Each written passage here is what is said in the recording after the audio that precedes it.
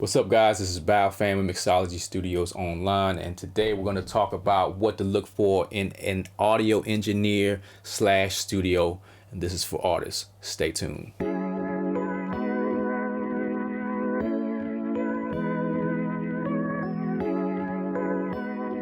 This video is strictly for artists, and today I have 7 tips to look out for when it comes to choosing a studio engineer or a studio. Really quick, we're going to go over track record, equipment and studio build, culture, organization, habits and style, policy, and lastly, studio vibe. Track record, what you want to look for is examples of work, business reputation, and then seeing if you can sit in on session. As far as examples of work, do they have a YouTube playlist? Do they have a Spotify playlist? Go check them out, listen to it. See if the quality holds up. Is the quality on a local standard or is the quality on an industry standard? Does the quality justify the rate that they're charging? Are they brand new and they don't have much on their playlist? Or have they been around for a while and does the quality justify the rate? Now, if people are starting out and just recording, then that's fine.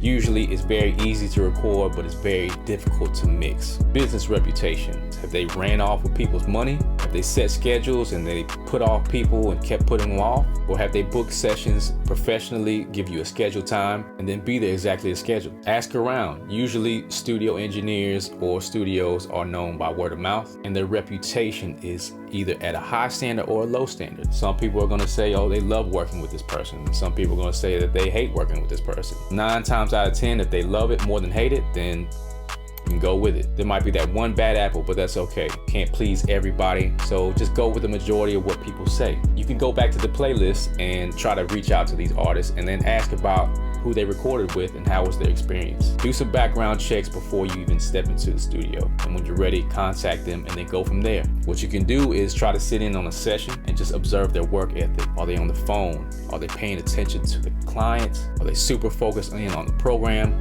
Are they talking and smoking and drinking with all the people that are around? Just have a keen eye on what they're doing and just read people's body language to determine if you want to work with them or not. Next is equipment and studio build. Now, I understand some artists might not know about vocal chains and equipment, stuff like that, but you want to be able to just determine whether or not it's worth the rate that they're charging. They got a $100 interface and a $100 mic, that might be okay. You can get really good results with that. But if they're inside of the studio where the charcoal foam that's on the wall is decorative, like squares and diamonds, and not really strategically placed inside the room, then yeah, it might be good to record there all day, but you cannot mix there. Don't expect to have your record finished and mixed by the time you leave. One key thing to listen out for is when you're speaking, is it really echoey in the room? Is it a lot of reverb? Or does it sound tight where your vocal is centered and direct? Just some things you need to just pay attention to as an artist and just tune your ear as you go. Some of the key things to spot out for in a studio build is if they have 1 to 4 inch panels in specific places. Do they have these diffusers? You can look that up. And also if they have non-parallel walls. And if there are parallel walls, what are they doing to rectify the issue of the acoustics? That's a whole nother topic, but I'll go over that later. But it's something to look out for and just to pay attention to. Next is culture. This is very, very important. What genres is the studio or the engineer known for? Do they understand the nuances technically inside that genre? What influences do they have? Who do they listen to? And how do they view the current music scene? These are some of the things you want to ask to see if you can get a quick vibe of knowing whether you want to work with this person or they are completely rock and you're hip hop. Next is organization.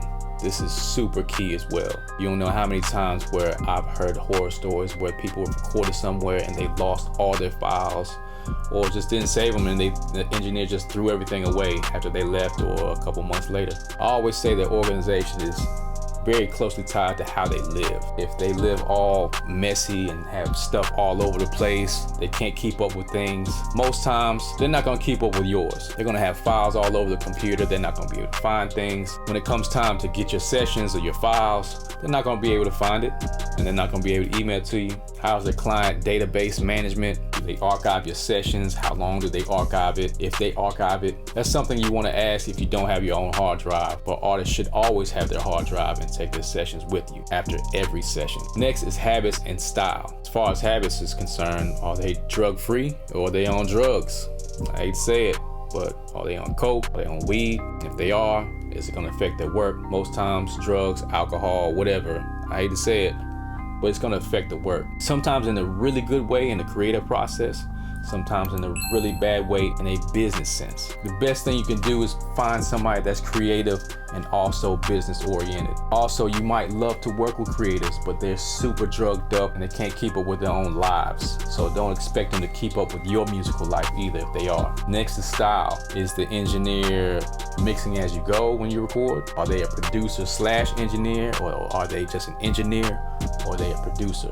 It's two different things, but we'll go over that later. Are they musically inclined or just a technical engineer? Can they use auto-tune? Do they know scales? Also the language, can they interpret what you want done? Do they understand that you want to put this beat underwater or have your ad-libs sound very far away? Being able to communicate with the engineer is super key. Next is policy. Do they take upfront payment, or do they take half deposit, or you just pay when you get there? Usually most reputable studios or engineers take upfront payment totally.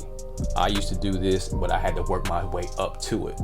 Now, if it's a new studio, then sometimes they may take half deposit, and that's fine. Usually there's no refunds when it comes to deposits and also upfront payments, which I used to do. But if they're reputable and you heard that they've done good work and they're always on time, then pay the price. Sometimes paying more equals to trust. You're not gonna want to deal with anybody that's gonna charge $10 to $15 an hour and then you can't find them when it's time to record, or they have a separate job that they're doing, or it's not their full-time job, or they just flat out don't want to do it, or when they get the money, they go ghost on you. Next, smoking or non-smoking. Is a studio smoke-free, or can they let you blow blunts in there all day? Very simple. It just comes down to vibe when it comes to that type of stuff. Do you get an MP3? Is your song going to be finished when you leave the door, or do you have to come back and mix it? Are they charging a separate mix rate? Are you going to get WAV files? Are you going to get the stems? Or are you going to get sessions? As far as recording engineers, they should send out the sessions, but sometimes they can send out raw stems, and that's fine. As long as you have something for archiving, and if there's studio archives, that can be a good thing. Last but not least is studio vibe. Is the studio somewhere where you can just walk in with no security? Are there a million people in the studio that's waiting to record and just falling in line whenever they can find a chance to record their song? Or do they have security cameras? Do they have a secretary? Do they run it solo? And they have an organized schedule? Is the lighting cool? Is it comfortable to sit in there? Is it cool to sit down and vibe and write to?